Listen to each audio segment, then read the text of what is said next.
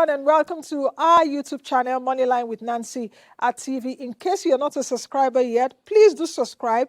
Just press the subscribe button as well as turn on the notification bell so that you can get notifications when we upload our videos. Don't also forget to subscribe and join, follow, like our other social media platforms. Of course, you're seeing it right about now.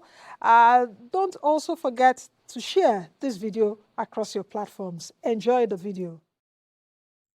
Joining me right now to unpack the complex issues around the West Africa economy is Professor Jonathan Aremu, a renowned economist and one of Africa's foremost experts on trade policy, regional integration, and investment strategy. I think Prof too was a former negotiator for the Nigeria, the World Trade Organization, if I'm not mistaken.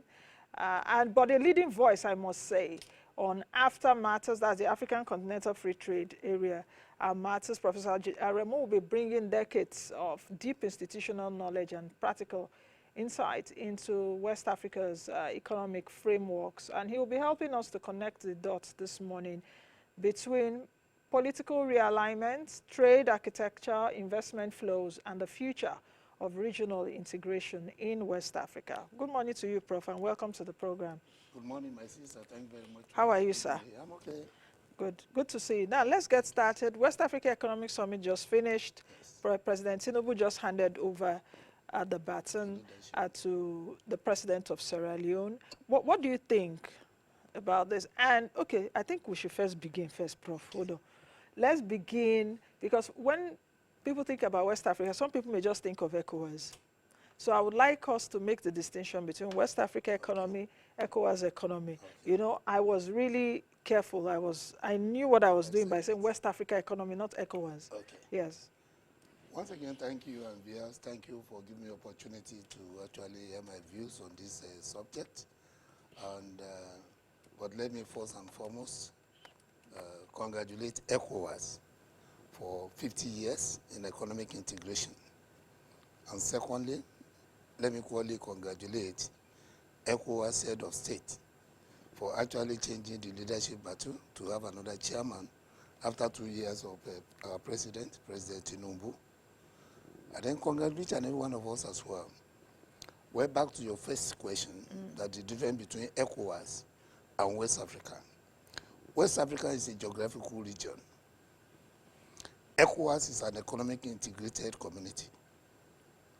And that is why when you are talking of countries in West Africa, you start from Mauritania and end in Nigeria. So in that kind of definition, you have 16 countries in West Africa. From Mauritania to Senegal, to Mali, to Niger, to Burkina Faso, to Guinea-Bissau, to Togo, to Ghana, Cote d'Ivoire, and the Republic of Nigeria, including Liberia and Sierra Leone. Those are the 16 countries. But when you are talking of economic integration, then it's a different concept of country that wanted to come together.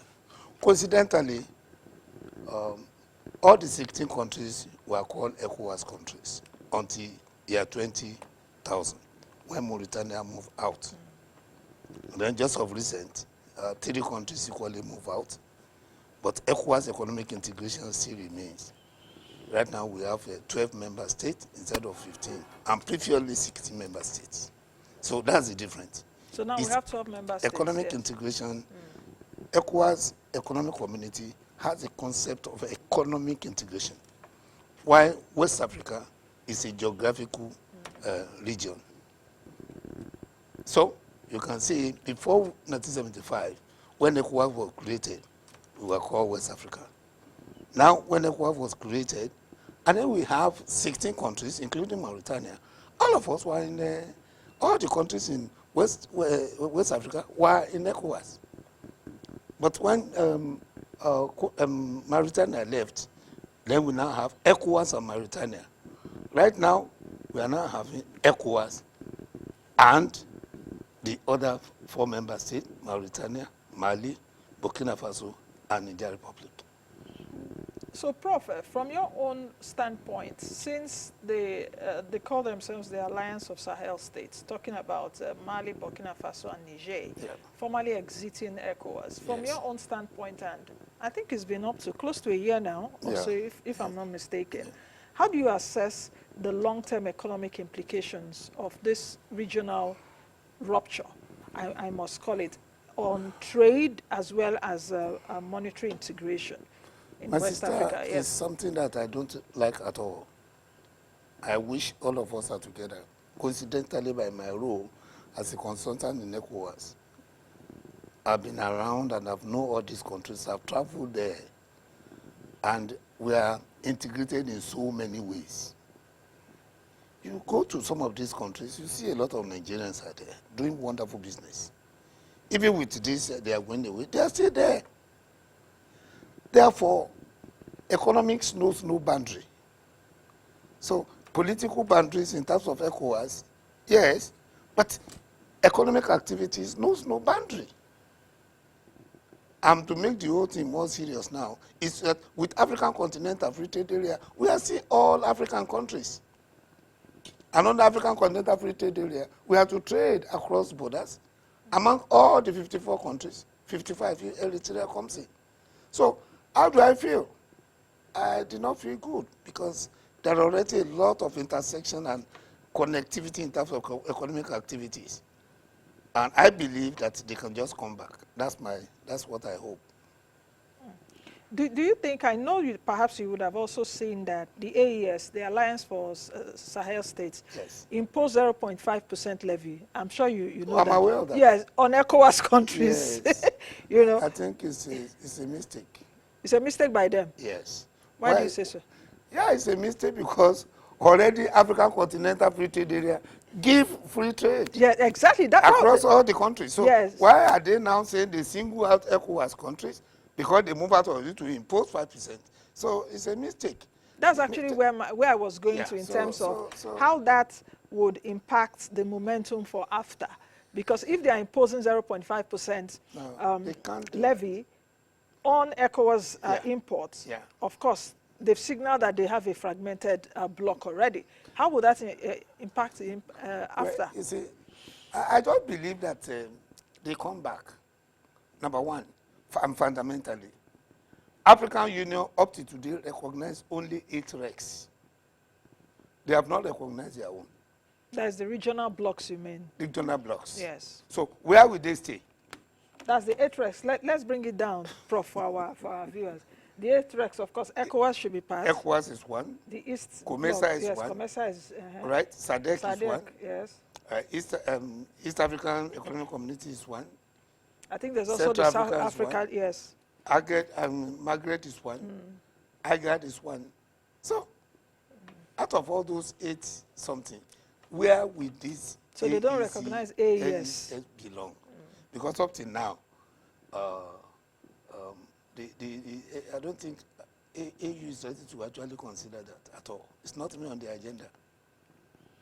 Do you think that ECOWAS is resilient as an economic bloc to be able to withstand the rising tide of what we're seeing from this AES group?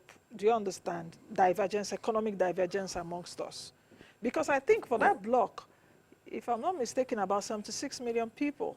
That's a lot of people. Yeah, it is, but Nigeria has what, 200 200 million people. So you see, that's why I say that it's better they come back. Why?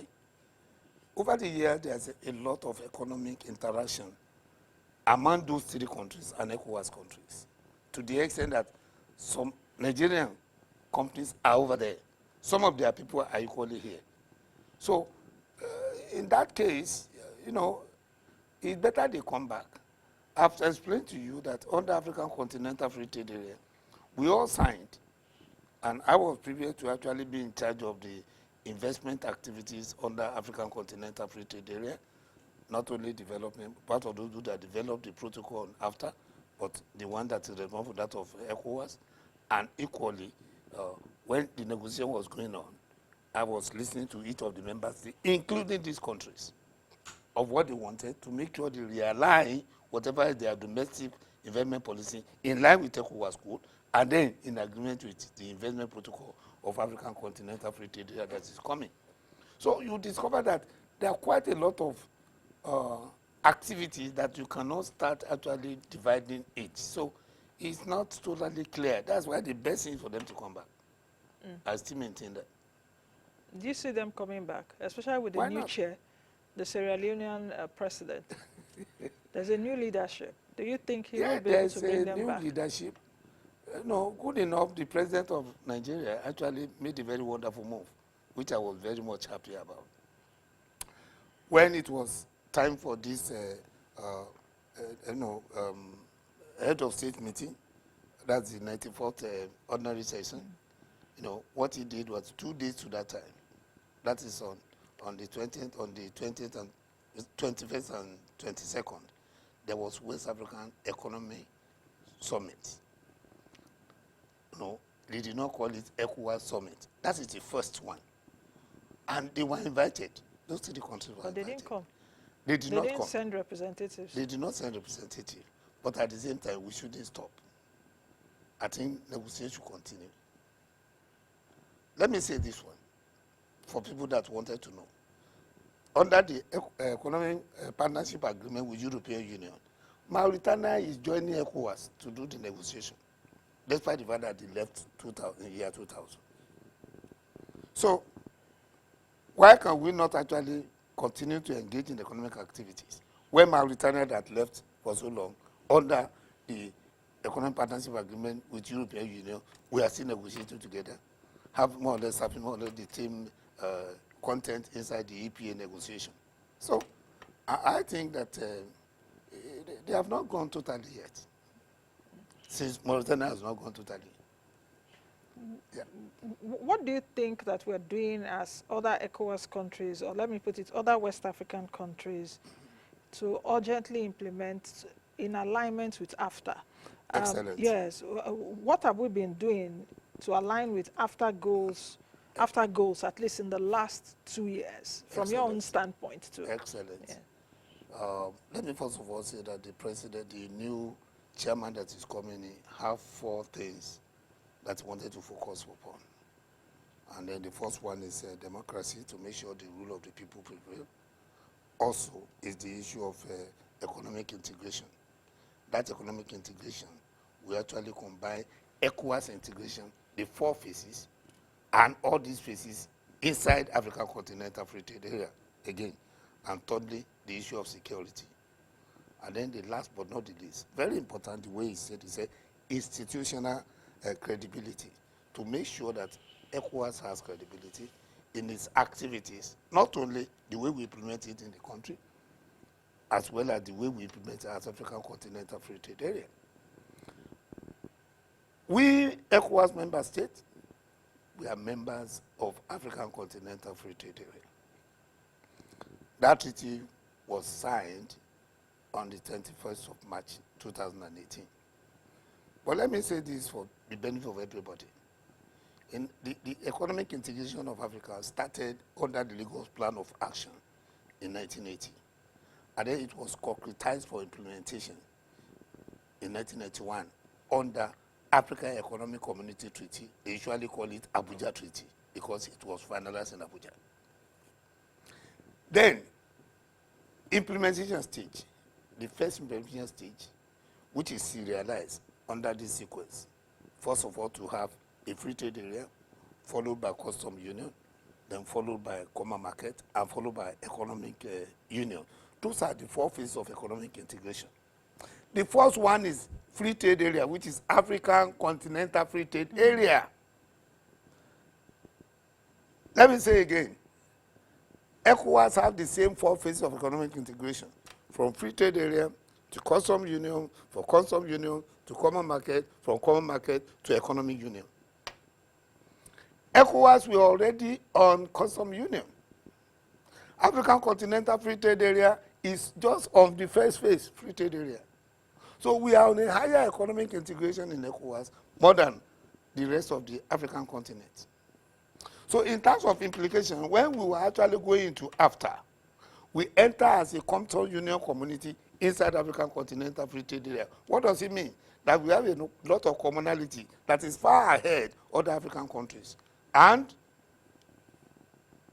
by what African Continental Free Trade Area Framework Agreement said, that where each region have actually reached, they will not destroy it.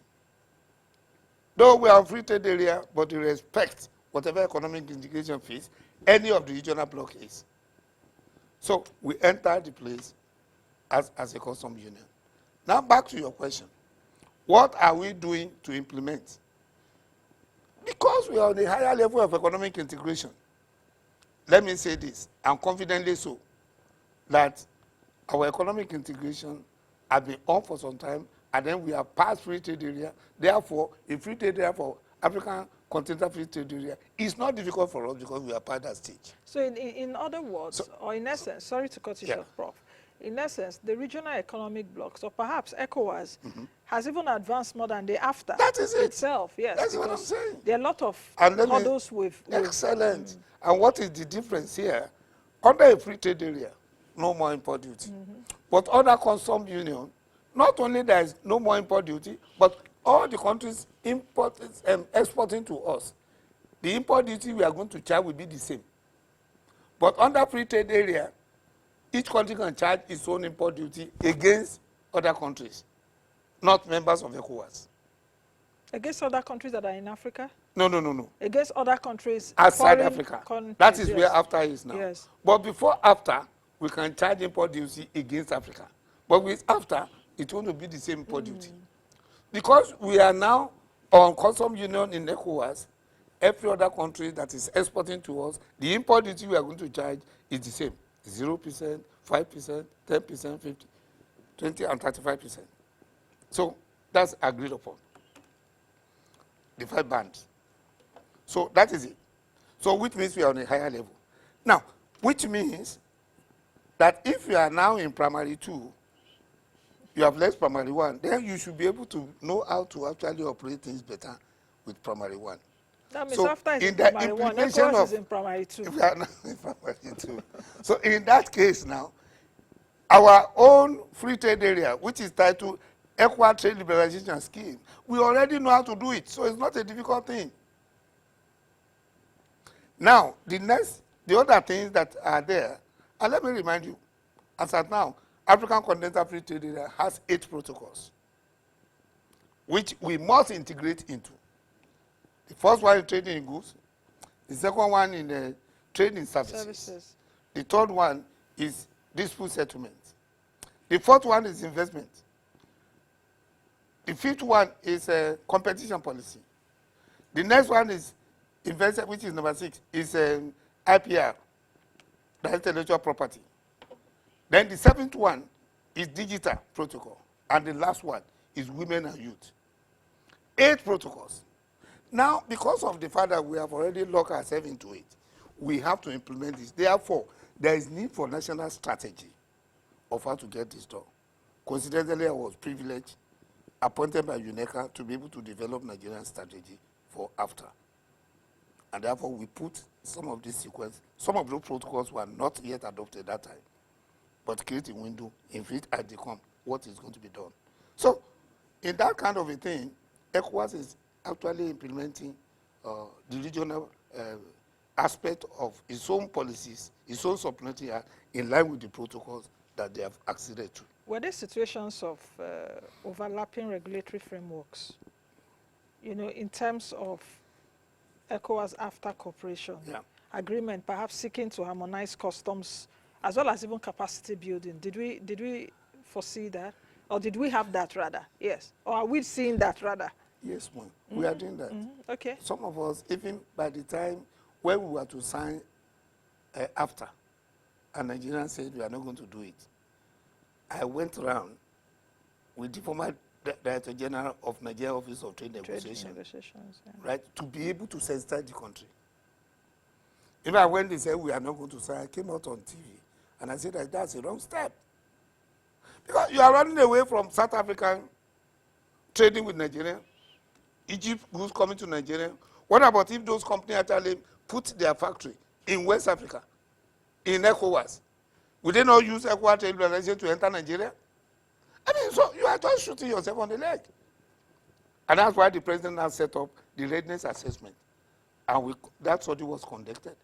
And I remember that he called us to Yasu Rock And then he congratulated all of us for a good work well done.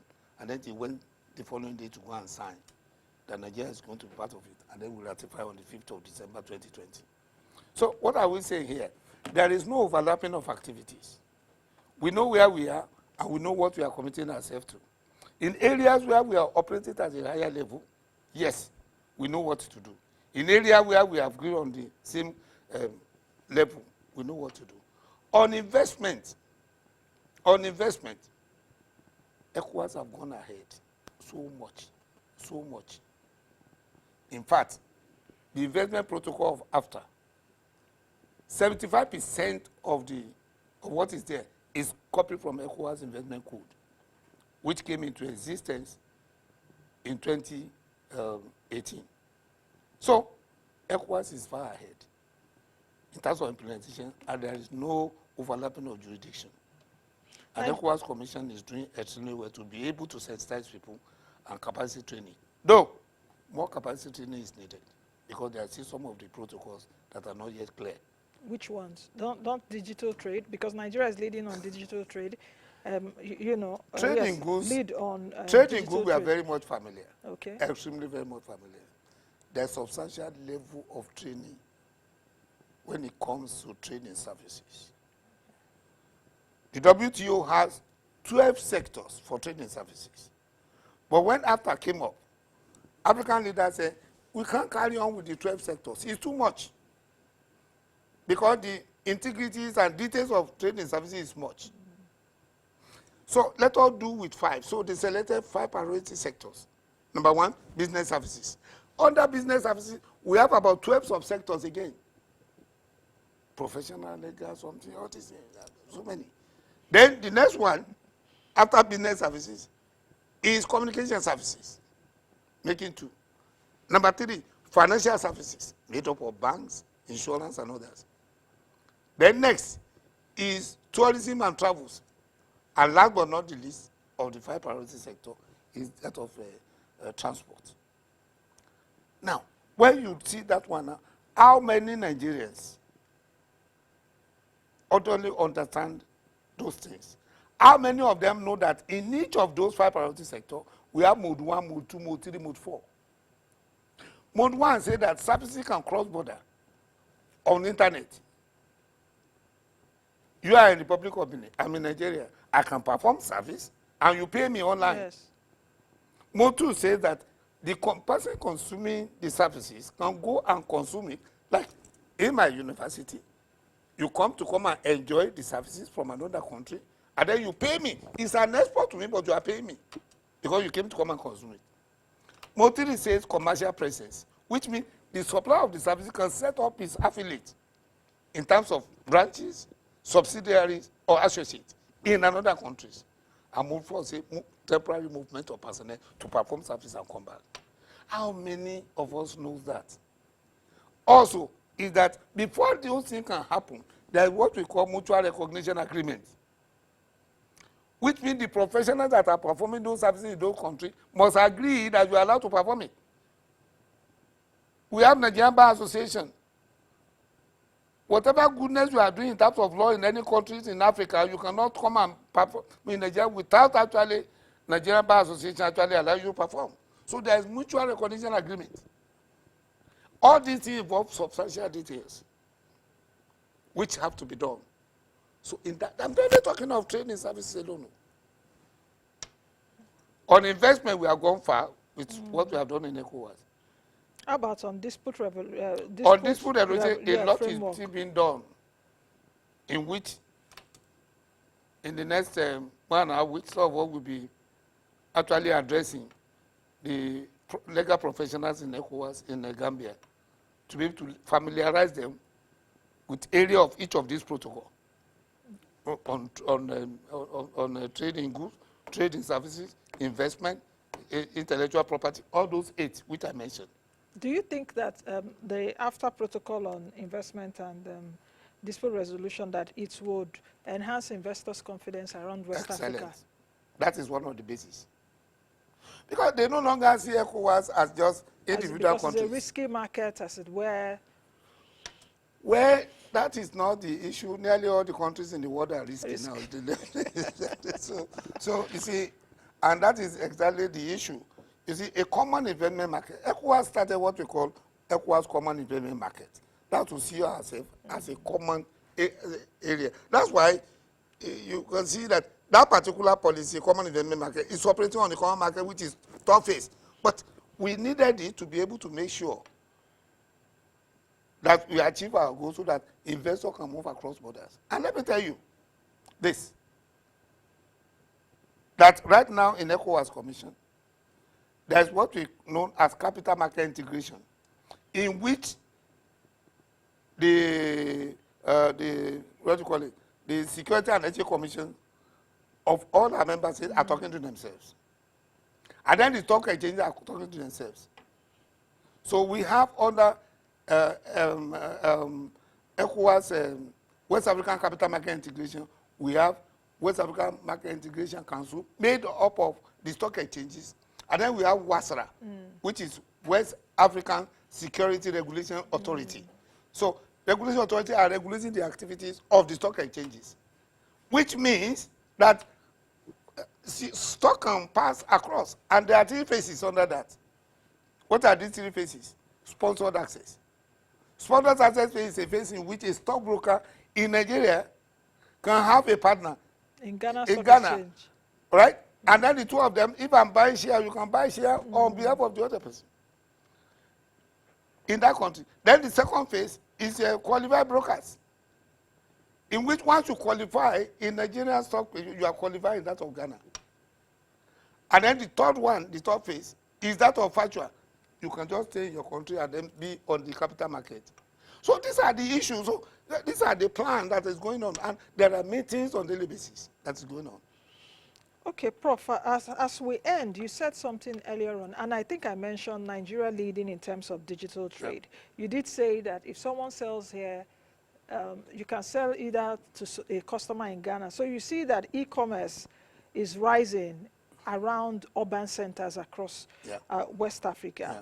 But there's also the question around rural exclusion. I must say, rural exclusion of digital trade, of commerce. I think I did read a report some time ago by UNDP. So my question is around how can we connect rural SMEs? You know, you see even some businesses are in the rural areas, even around agriculture, for example, since we have agriculture across West Africa, to regional digital markets. I hope you understand what I'm saying, to be able to gain, to get the benefits very quickly, because we have to go. Okay, what you are saying is very important, that we need to integrate the SMEs to this, and because of the fact that it has been found out that over 90% of business in Nigeria are SME, and therefore, if we are just talking this jargon and then it didn't sink deep, then you are not carrying majority of the people. And then it's continuous education. Whatever we are doing at African Continental Free Trade Area level, whatever we are doing in ECOWAS, this should be done in the individual country. And that is why, under investment, we have national coordinating committees being set up, recognized by ministers of all our member states. And then these are to carry out all these activities in their member states. And then, more importantly, they need to take note of the SMEs. Very important. Okay. I think we should leave it at that. I have a lot of questions to ask you, but no time. I wanted to ask, perhaps, what do you see in the next 5 to 10 years in terms of alignment with AfCFTA? Just one sentence, Prof.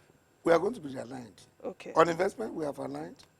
Okay. Yes. Okay, I think we'll leave it at that. Thank you very much, Prof, for coming. I've been speaking with Professor Jonathan Aremu, a professor of international economic relations, consultant, ECOWAS Common Investment Market, and we've been looking at the West African economy in alignment with AfCFTA. That's the much you can take on today's edition of the program. Thank you all, as always. Be the best you can be and be the change that you want to see. I am Nancy Najib. Bye for now. Thank you for making it up to this minute, watching the video. Thank you all. Don't forget to subscribe to our YouTube channel, Moneyline with Nancy TV.